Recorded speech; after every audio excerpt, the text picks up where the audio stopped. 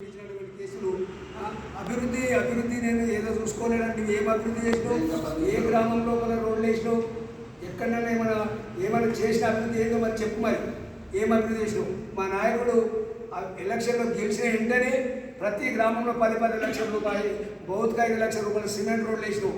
నీ 5 సంవత్సరాల లోపల ఒక ఊరికి కూడా 10 లక్షల సిమెంట్ రోడ్లు లేవు, పైప్ లైన్ లేదు, ఎలాంటి అభివృద్ధి లేదు.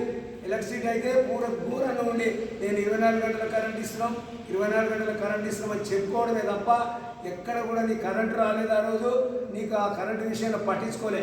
ఈరోజు కరెంటు విషయంలో చాలా ఆలోచన చేస్తున్న మా గవర్నమెంట్, కాంగ్రెస్ ప్రభుత్వం.